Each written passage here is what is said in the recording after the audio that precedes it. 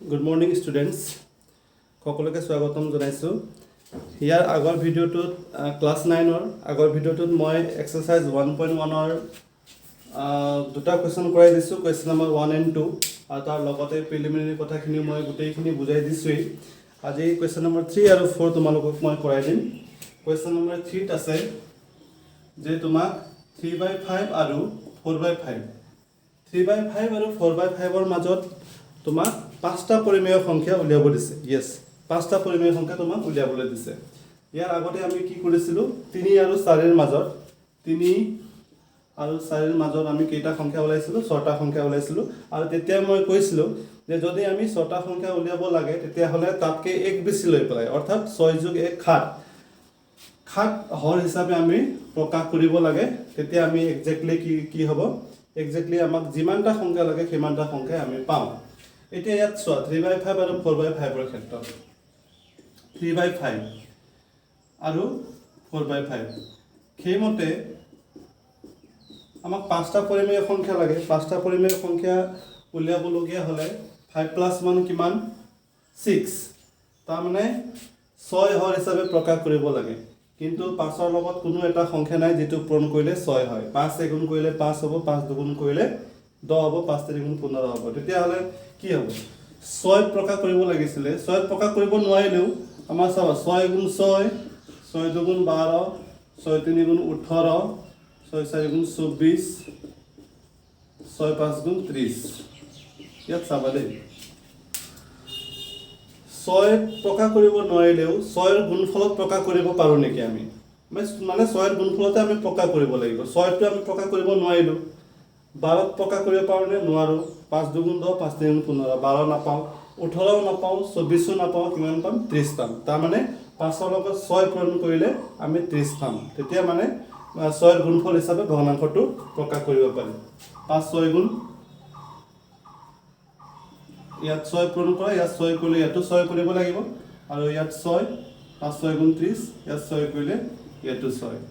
তেতিয়া কিমান হ'ল 5 * 6 = 30, এটো 3 * 6 = 18, ইফালে 5 * 6 = 30, 4 * 6 = 24। এতিয়া চোৱাচোন 30 ভাগৰ 18 30 ভাগৰ 24 এক্স্যাক্টলি আমি পাঁচটা পামনে।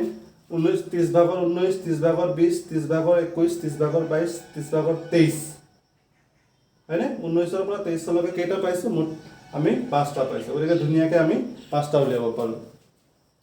বুজি পাইছানে? গতিকে 3/5 আৰু 4/5 ৰ মাজৰ পাঁচটা সংখ্যা হ'ল পৰিমেয় সংখ্যা হ'ল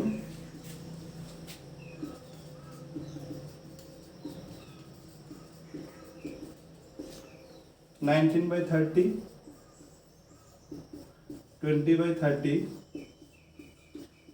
21/30 22/30 আৰু 24/30। এক্স্যাক্টলি আমি পাঁচটা লাগিছিলে, পাঁচটা পাইছো। আৰু ইয়াত এটা কথা কৈ দিওঁ, তোমালোকে এইটো নিয়মতে যে কৰিব লাগিব সেইটোও কথা নহয়। তোমালোকে এনেকেও কৰিব পাৰা। সাপোজ এইটো পজ কৰি পেলাই তোমালোকে নোট কৰি ল'বা, কৰি লৈ পেলাই চাবা দেই। আকৌ এনেকেও কৰিব পাৰা, বোলে নাই মই এইটো 10 পূৰণ কৰি দিওঁ। কিন্তু এটা কথা দেই, ইয়াত হৰটো একেই হ'ব লাগিব। ইয়াত 5 * 2 = 50, ইয়াত বোলে তুমি 9 পূৰণ কৰি দিলা, 5 * 9 ইয়াত 45 ওলাই গ'ল, নহ'ব। তোমাৰ হৰটো একেই কৰিবই লাগিব আমি দেই। 5 এতিয়া 50 হ'বলৈ হ'লে ইয়াতো 10, এনে মই মানে 10 পূৰণ কৰি দিলো। ইয়াত 10 কৰিলে তুমি ইয়াতো 10 কৰিব লাগিব, ইয়াত 10 কৰিছা ইয়াতো 10 কৰিব লাগিব। 3 * 10 = 30 হ'ল, এতিয়া 4 * 2 = 40 হ'ল। এতিয়া 50 ভাগৰ 30 আৰু 50 ভাগৰ 40 এই দুটাৰ মাজৰ যিকোনো তুমি পাঁচটা লিখি দিলেও হ'ব, তেনেকে কৰিলেও হ'ল। বুজি পাইছা? বা এই দুটাৰ মাজত তোমাক 20টা খুদিছে যেনিবা, তে 20টা যদি খুদে তেতিয়াহ'লে তোমাৰ 50 ভাগৰ 30 আৰু 50 ভাগৰ 40 ইয়াৰ মাজত তুমি 9টাহে পাবা। তেতিয়া কি কৰিবা, তেতিয়া তুমি আকৌ ইয়াক দুগুণ কৰি দিলা, ইয়াক দুগুণ কৰি দিলা। তেতিয়া এইটো 100 হ'ল, ওপৰত 80 হ'ল, এইটো 60 হ'ল, এইটো 100 হ'ল। তেতিয়া তোমাৰ কিমান 60 আৰু 80 তাৰ সেই দুটাৰ মাজত তুমি কেইটা পাবা, 20টা নোপোৱা, তুমি ইয়াত 18টা পাবা দেই। 20টা পাবলৈ হ'লে আকৌ ইয়াত 3 গুণ কৰি দিলা। বুজি পাইছানে? 3 গুণ 4 গুণ এনেকৈ কৰি পেলাই তোমাক যিমান লাগে সেই হিচাপত উলিয়াই ল'লে হ'ল, তাত কোনো ডাঙৰ কথা নহয়। আৰু একজেক্টলি যদি তুমি 20টা বিচাৰিছে, ছাপ'জ তোমাক 20টা উলিয়াব দিছে আৰু তুমি 20টাই উলিয়াবলৈ বিচাৰিছা, তেতিয়াহ'লে কি কৰিবা, আগৰ নিচিনাকৈ 20ৰ লগত 1 যোগ কৰা কিমান 21, গতিকে 21ৰ হৰ হিচাপে ইয়াক প্ৰকাশ কৰা। 5ৰে 21টো নাযায়, গতিকে 21ৰ গুণফল এটা চাবা, নিম্নতম গুণফল এটা চাবা, যিটোত তুমি 5ৰ গুণফল হিচাপে তাক প্ৰকাশ কৰিব পাৰা। বুজি পাইছানে? সেই হিচাপত কৰিলে হ'ল, এইটো ইমান টান নহয়, নিশ্চয় তোমালোকে বুজি পাইছে। আৰু এই অংকটো তোমালোকে ক্লাছ 8তো পাই আহিছা দেই। এতিয়া নেক্সট কুৱেশ্যনটো চোৱা, ইয়াত কেইটামান আমাৰ সঁচা নে মিছা বুলি কুৱেশ্যন কেইটামান সুধিছে। 4ৰ 1টো যে প্ৰতিটো স্বাভাৱিক সংখ্যা এটা পূৰ্ণ সংখ্যা। কুৱেশ্যনটোত কোৱা হৈছিলে যে উক্তিসমূহ সঁচা নে মিছা লিখা আৰু উত্তৰসমূহৰ সমৰ্থনত যুক্তি উল্লেখ কৰিবা বুলি কৈছে। 1 নম্বৰত সুধিছে যে প্ৰতিটো স্বাভাৱিক সংখ্যাই এটা পূৰ্ণ সংখ্যা। এইটো হয়নে নহয়? হয়, প্ৰতিটো স্বাভাৱিক সংখ্যাই পূৰ্ণ সংখ্যা, কাৰণ স্বাভাৱিক সংখ্যা কোনবিলাক আছিলে? স্বাভাৱিক সংখ্যা আছিলে 1 2 3 4 এইবিলাক। আৰু পূৰ্ণ সংখ্যা কোনবিলাক আছিলে? পূৰ্ণ সংখ্যা আছিলে তোমাৰ 0 1 2 3 4 এনেকৈ। তো ইয়াত কৈছে যে প্ৰতিটো স্বাভাৱিক সংখ্যা এটা পূৰ্ণ সংখ্যা। হয়, প্ৰতিটো স্বাভাৱিক সংখ্যা তুমি চোৱাচোন, 1 2 3 4 প্ৰতিটো ইয়াত আছে নাই? আছে। ইয়াৰ পিছত তুমি যিমান ল'বা প্ৰতিটো সংখ্যা ইয়াত পাবা, গতিকে প্ৰতিটো স্বাভাৱিক সংখ্যাই এটা পূৰ্ণ সংখ্যা। এইটো এটা সত্য উক্তি, এইটো সত্য হ'ব। 2 নম্বৰটো চোৱা, 1 তোমালোকে সত্য বুলি লিখিবা। 2 নম্বৰতে কি কৈছে? প্ৰতিটো অখণ্ড সংখ্যা এটা পূৰ্ণ সংখ্যা। এইটো হয়নে নহয়? অখণ্ড সংখ্যা কি আছিলে? অখণ্ড সংখ্যা কি আছিলে? যে 0 1 2 3 4 এইখিনিতো থাকেই, তাৰ লগতে নেগেটিভ নাম্বাৰবিলাকো থাকে, নহয় জানো? নেগেটিভবিলাকো থাকে, তেতিয়া আমি তাক অখণ্ড সংখ্যা বুলি কওঁ। তো ইয়াত কৈছে যে প্ৰতিটো অখণ্ড সংখ্যা এটা পূৰ্ণ সংখ্যা। হয় জানো? নহয়, কাৰণ -1 এটা অখণ্ড সংখ্যা, কিন্তু এইটো এটা পূৰ্ণ সংখ্যা হয়নে? নহয়।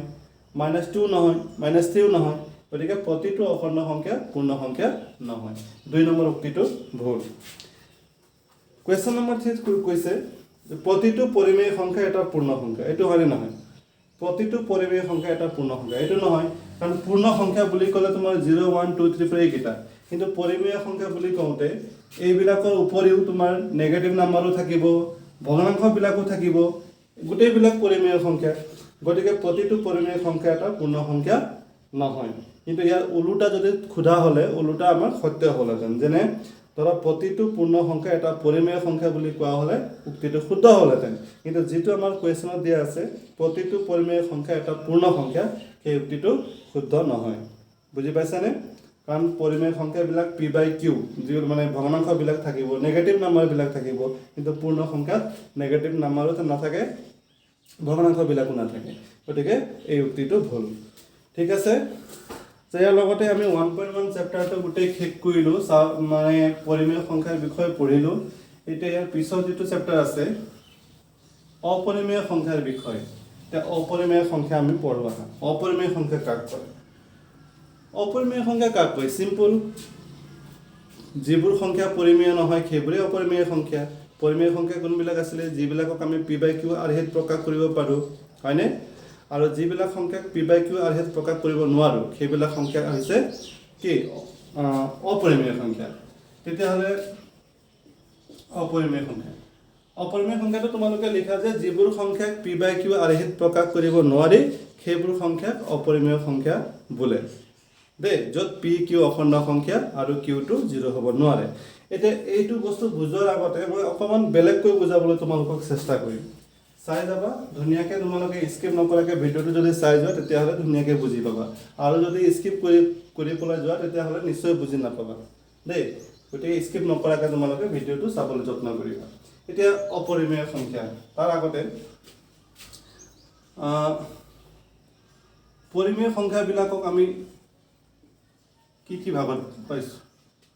পৰিমেয় সংখ্যাবিলাক চাবা দেই, পৰিমেয় সংখ্যাবিলাকক আমি মেইনলি এনেকৈ ভাগ কৰিব পাৰোঁনে যে অখণ্ড সংখ্যা অখণ্ড সংখ্যাবোৰ আৰু তাৰ লগতে কি থাকিব ভগ্নাংশবোৰ হয়নে ভগ্নাংশবোৰ মানে যিবিলাক পিওৰলি p/q ত লিখিব পাৰি যেনে 2/3 5/6 সেইবিলাক মই ভগ্নাংশবিলাক ধৰিছোঁ ভগ্নাংশবোৰ আৰু তাৰ লগতে যিবোৰ অখণ্ড সংখ্যা আছে এই অখণ্ড সংখ্যাবোৰ একেলগে অখণ্ড সংখ্যা বুলি কওঁতে ইয়াত তোমাৰ স্বাভাৱিক সংখ্যাও সোমাই থাকিব পূৰ্ণ সংখ্যাও সোমাই থাকিব আটাইবিলাক সংখ্যাই কি পৰিমেয় সংখ্যা তো অখণ্ড সংখ্যা আৰু ভগ্নাংশবোৰ এতিয়া এই ভগ্নাংশবোৰ তোমাৰ ভগ্নাংশৰো কিছুমান ভাগ আছে বুজি পাইছানে যেনে কিছুমান ভগ্নাংশ আছে যেনে তোমাৰ 2/5 7/8 এইবোৰ ভগ্নাংশ আছে অন্যহাতে কিছুমান ভগ্নাংশ আছে তোমাৰ 1/3 1/7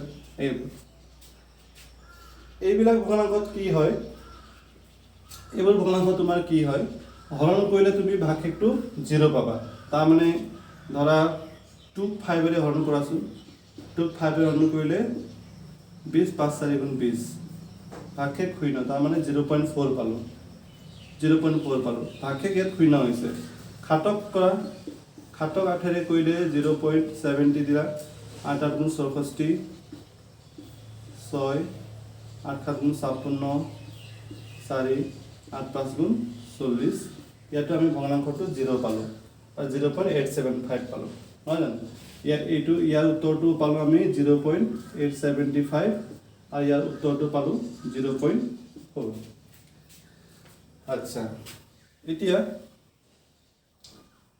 এই দুটা যোৱা 1 3 ৰে হৰণ কৰাছোন 1 3 ৰে হৰণ কৰিলে 0 পইণ্ট দিলা 10 হ'ল 3 3 গুণ 9 1 থাকিল 0 আকৌ 3 3 গুণ 9 আকৌ 1 থাকিল 10 আকৌ 3 3 গুণ দিলা 9 তাৰ মানে এই প্ৰসেসটো কেতিয়াও একটো এটো কেতিয়াও 0 হৈ না যায় 3 3 3 3 3 এনেকে গৈ থাকিব মানে এটো তোমাৰ কেতিয়াও শেষ নহয় এটো কেনেকে যাব এটো 0.33333 গৈ থাকিব ইয়াক আমি এনেকে বুজাব পাৰো ইয়াৰ অৰ্থ হৈছে 33333 গৈ থাকিব ঠিক তেনেকে যদি আমি 1/7 ৰে হৰণ কৰো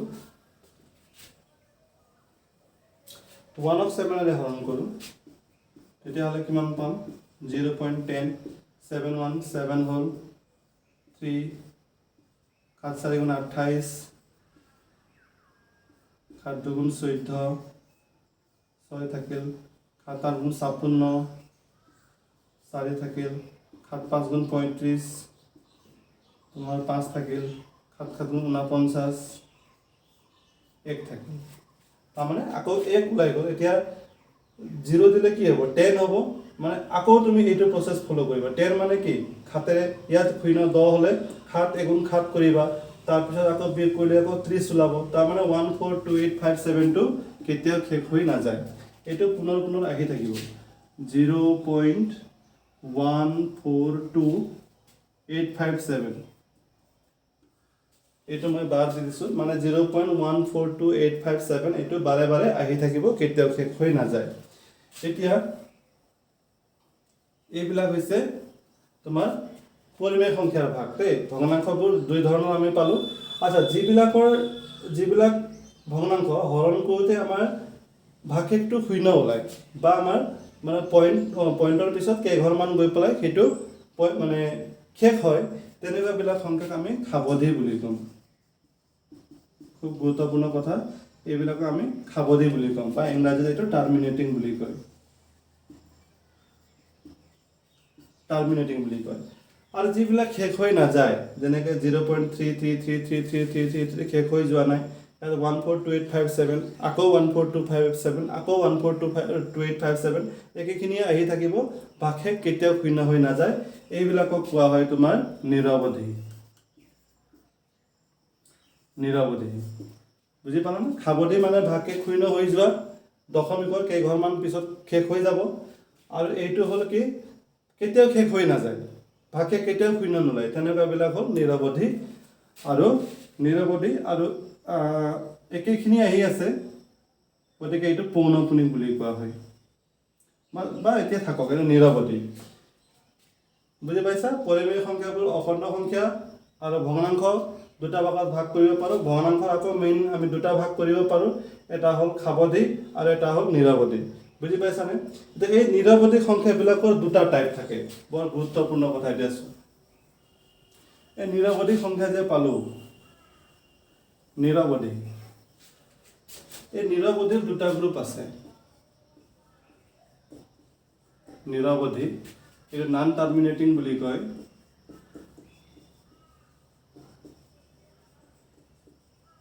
নন টাৰ্মিনেটিং, এই নন টাৰ্মিনেটিং তোমাৰ দুটা ভাগ আছে। নিৰৱধী মানে মই কি ক'লোঁ, যিবিলাক তোমাৰ ভাগে শেষ হৈ নাযায়। কি এটা হ'ল তোমাৰ একেইখিনি আহি থকাটো, যেনে এতিয়া যে কৰিলোঁ 1/3 কিমান পাইছিলোঁ, 0.3 বাৰ, একেইখিনি আহি আছে। আৰু 1/7 কৰোঁতে আমি পাইছিলোঁ 0.142857, কিবা মিষ্টেকো হ'ব পাৰে, মানে এনেকুৱা আছিলে 142857, 142857, 142857, একেখিনিয়ে বাৰে বাৰে আহি আছে। ঠিক আছে, এইটো। আৰু এটা গ্ৰুপ তুমি এনেকুৱা পাবা যিটো তুমি হৰণ কৰিলে, যেনে 22/7, বুজি পাইছা? 22ক তুমি 7ৰে হৰণ কৰি চোৱাচোন, 1 মিনিট, 22ক 7ৰে হৰণ কৰি চোৱা, কিমান ওলাব? 7 × 3 = 21, 1 ওলাল, পইণ্ট দিলা, 10 হ'ল, 7 × 7, 3 হ'ল, 7 × 4 = 28, 2 হ'ল, 7 × 2 = 14, 6 হ'ল 60, 7 × 8 = 56, 4 হ'ল, 0 দিলা, 7 × 5 = 35, 5 হ'ল, 50 দিলা, 7 × 7 = 49, 1 দিলা, আকৌ 7 × 7 কিমান হ'ল, 30 হ'ল, 7 × 4 = 28, আকৌ তোমাৰ কিমান 2 হ'ল। তাৰমানে এইটো কেতিয়াও শেষ হৈ নাযায় আৰু প্ৰতিটোতে তোমাৰ বেলেগ বেলেগ ওলাই গৈ আছে। চোৱা 3.142857, মই অকণমান কিতাপৰ হেল্প লৈছোঁ। এইটো যদি তুমি হৰণ কৰি যোৱা তেতিয়াহ'লে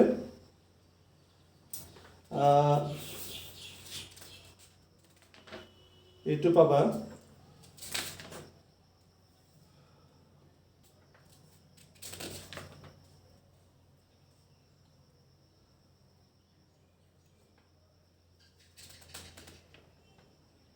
3.14 কৰবাত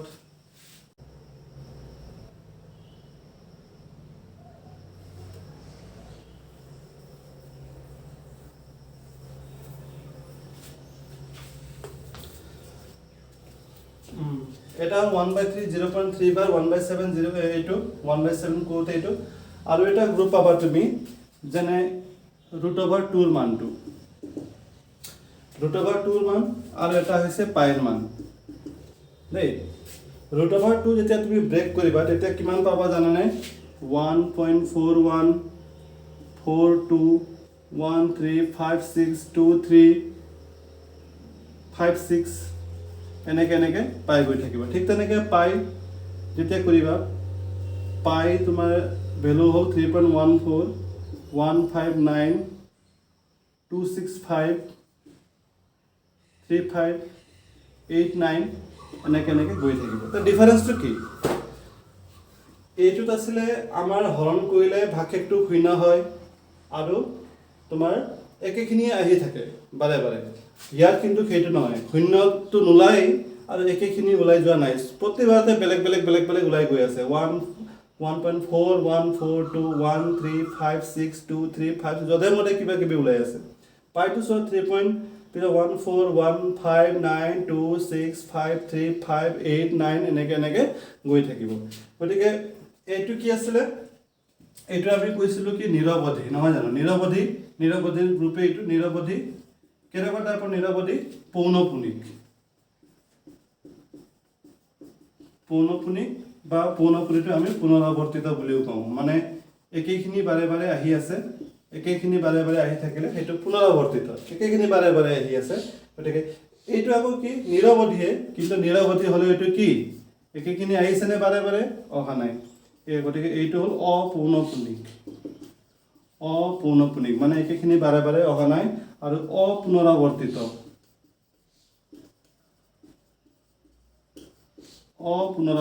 মানে একেখিনি বাৰে বাৰে অহা নাই। এইটো গ্ৰুপ যিবিলাকৰ দশমিক বিস্তৃতি তোমাৰ নিৰৱধি কিন্তু অপৌনঃপুনিক বা অপুনৰাৱৰ্তিত হয়, সেইবোৰ সংখ্যাকে আমি অপৰিমেয় সংখ্যা বুলি কওঁ। বুজি পাইছানে ভালকে? অপৰিমেয় সংখ্যা হৈছে সেইবোৰ। এনেই আমি পি বাই কিউ আৰ্হিত প্ৰকাশ কৰিব নোৱাৰা বুলি কওঁ। আমাৰ মনত প্ৰশ্ন আহিব পাৰে যে কেনেকুৱা সংখ্যা যিবোৰ আমি পি বাই কিউ আৰ্হিত প্ৰকাশ কৰিব নোৱাৰোঁ, সেইটো হৈছে এনেকুৱা সংখ্যা। বুজি পাইছানে? এনেকুৱা সংখ্যা যাৰ দশমিক বিস্তৃতি কি হ'ব তোমাৰ নিৰৱধি আৰু অপৌনঃপুনিক আৰু অপুনৰাৱৰ্তিত। ভাগশেষ কেতিয়াও শূন্য নহয় আৰু তাৰ লগতে তোমাৰ বেলেগ আহি গৈ থাকিব, একেখিনি নাহে। সেইবিলাকেই হৈছে তোমাৰ অপৰিমেয় সংখ্যা। বুজি পাইছা নিশ্চয়? গতিকে এইটো পৰিমেয় অপৰিমেয় সংখ্যা। এইখিনিতে এটা কথা কৈ থওঁ তোমালোকক, বৰ ধুনীয়া কথা।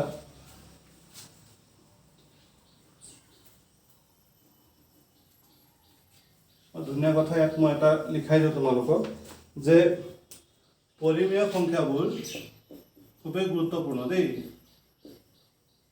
পৰিমেয় সংখ্যাবোৰৰ দশমিক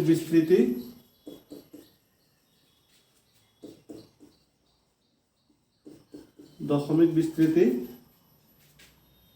নিৰৱধি, খাৱধিও হ'ব পাৰে, খাৱধি বা খাৱধি নহ'লে কি হ'ব? নিৰৱধি হ'ব। কিন্তু নিৰৱধি হ'লেও কেনেকুৱা নিৰৱধি হ'ব? পৌনঃপুনিকবিলাকহে হ'ব।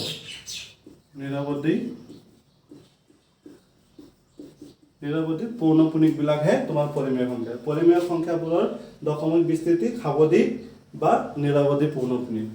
খাৱধি মানে ভাগশেষটো শূন্য হৈ যাব, নহ'লে কি হ'ব? শূন্য হৈ নগ'লেও পৌনঃপুনিক হ'ব, একেখিনি আহি গৈ থাকিব। সেইটো হ'ল তোমাৰ পৰিমেয় সংখ্যাৰ ক্ষেত্ৰত। অপৰিমেয় সংখ্যা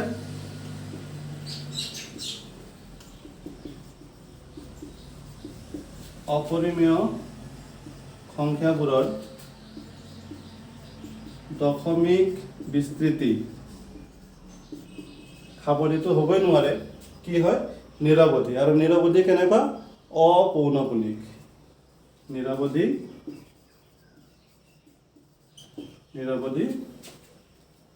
অপৌনঃপুনিক।